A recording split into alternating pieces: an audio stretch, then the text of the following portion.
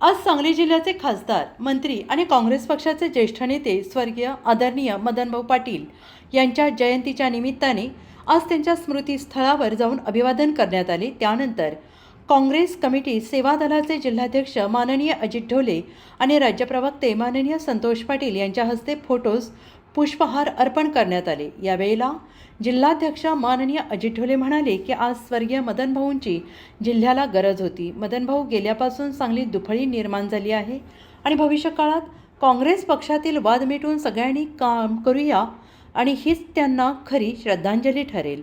स्वर्गीय मदनभाऊंनी सांगली जिल्ह्याला एक संघ ठेवण्याचा प्रयत्न केला आणि अनेक उद्योग निर्माण करून तरुणांच्या हाताला काम दिले, त्यामुळे त्यांची कमतरता जाणवते अशा भावना व्यक्त केल्या। यावेळेला राज्य प्रवक्ते माननीय संतोष पाटील म्हणाले की सांगली शहरातील आणि जिल्ह्यातील तरुणांना एक आशेचा किरण असणारे, त्यांच्या अडचणी समजून घेऊन त्या सोडवण्याचा कायम प्रयत्न करणारे आणि तरुणांना मै हूं ना असं सांगितलं की सगळे विषय चुटकीसारखे सुटायचे अशी भाऊंची खासियत होती। त्यामुळे युवकांना दिलासा मिळत होता, त्यांची कामे होत होती। सध्याच्या झालेल्या महाराष्ट्रातील विधानसभेच्या निवडणुकीमध्ये पूर्णतः राज्यभर मराठा समाज, मुस्लिम समाज, दलित समाज, इतर बहुजन समाजाने महाविकास आघाडीला साथ दिली।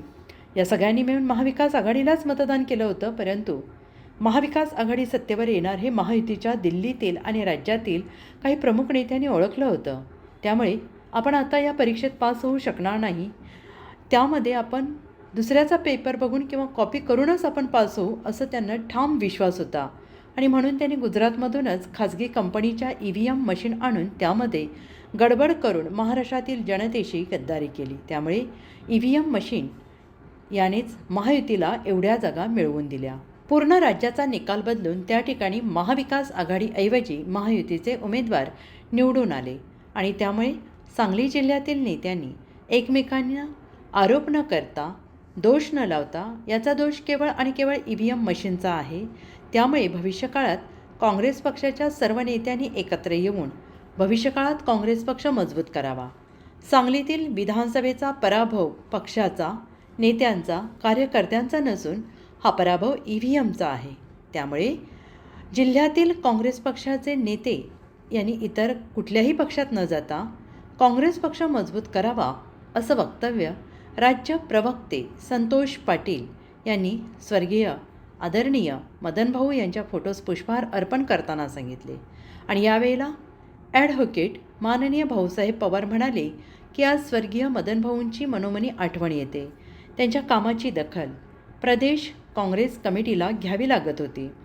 जिल्ह्यातील सर्व नेत्यांनी काँग्रेस पक्ष बळकट करावा असे सांगितले। यावेळेला संघटक माननीय पैगंबर शेख म्हणाले की या राज्याला, या जिल्ह्याने दिशा दिली, परंतु हा जिल्हा सध्या अंतर्गत वादामुळे थोडासा मागे पडत आहे। त्यामुळे सगळ्यांनी एकत्र येऊन स्वर्गीय मदनभाऊ यांच्या जयंतीनिमित्त सगळ्यांनी एकत्र राहावे, भविष्यकाळात परत एकदा काँग्रेस पक्ष बळकट करावा असं सांगितलं। आणि यावेळेला युनुस जमादार, MK कोळेकर, अरुण पळसुर्ले, प्राध्यापक दादासाहेब ढेरे, मौला वंटमोरे, कुतुबुद्दीन मुजावर, विठ्ठल काळे, गणेश वाघमारे, अशोक सावंत, विक्रमसिंह पाटील, अनेक सेवा दलाचे पदाधिकारी उपस्थित होते। शेवटी लालसाब तांबोळी यांनी आभार मानले। आज काँग्रेस कमिटीमध्ये या सांगली जिल्ह्याचे बुलंद आवाज राहिलेले, सांगली जिल्ह्याचे खासदार राहिलेले, सांगली जिल्ह्याचे आमदार राहिलेले व महाराष्ट्र राज्याचे मंत्री राहिलेले स्वर्गीय मदनभाऊ यांच्या आज जयंतीच्या निमित्तानं आम्ही काँग्रेस कमिटी या ठिकाणी त्यांच्या फोटोस पुष्पहार अर्पण करून अभिवादन केलेलं आहे। या कार्यक्रमाच्या निमित्तानं या काँग्रेस कमिटीत उपस्थित असणारे या काँग्रेसची जी मुळं म्हणून त्यांना समजलं जातं असे सेवा दलाचे जिल्हाध्यक्ष सन्माननीय अजितराव ढोले साहेब, संघटक पैगंबर शेख, लिगल सेलचे आमचे मित्र ॲडव्होकेट भाऊसाहेब पवार, पळसोरे साहेब, मुकुटभाई, युनुस जमादार आणि या ठिकाणी उपस्थित असणारे आमचे सावंत साहेब, काळेसाहेब, वाघमारे साहेब सर्वांचं या ठिकाणी मी स्वागत करतो. आज महाराष्ट्रामध्ये काँग्रेस पक्षाची जे हालत झाली आहे त्याला एकमेव कारण आहे ते ईव्हीएम मशीन. या ईव्हीएम मशीन हायजॅक करून विरोधकांनी या महाराष्ट्रातील मराठा समाज, मुस्लिम समाज, दलित समाज याची सर्व मतं या काँग्रेसला पडणार आणि काँग्रेस आणि महाविकास आघाडी या राज्यात येणार हे विरोधकांना चांगलं माहिती होतं.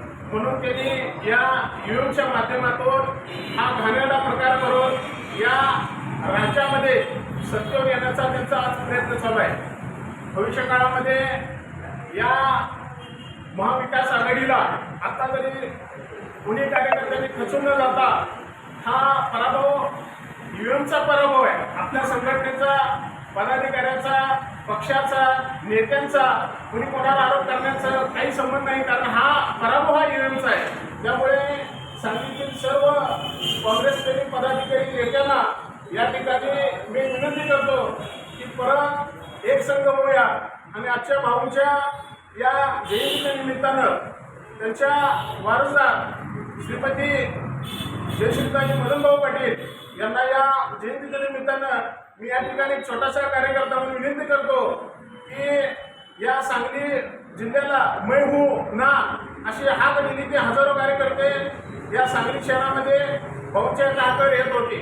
या निवडणुकीमध्ये एकमत नसल्यामुळे किंवा एकमेकांचं खच्चीकरण करण्याचा कुणीतरी प्रयत्न झाला, त्याच्यामुळे या ईव्हीएम आणि खच्चीकरणामुळे या काँग्रेसची सांगली शहराची शीट गेली. असू दे, पण भविष्य काळामध्ये वैद्य साहेबांना या निमित्तानं माझं विनंती आहे की आपण इतर कुठल्याही पक्षामध्ये न जाता काँग्रेसमध्येच राहून या भाऊच्या जयंतीच्या निमित्तानं काँग्रेस पक्ष मजबूत करूया आणि परत एकदा काँग्रेसला बालेकिल्ला जो मजबूत होता तो परत निर्मिती करूया अशी या सर्वांची मी खरं भावना अर्पित करतो आणि तेच आपण भविष्य काळामध्ये साथ ठरवूया अशी विनंती करून थांबतो. जय हिंद, जय महाराष्ट्र.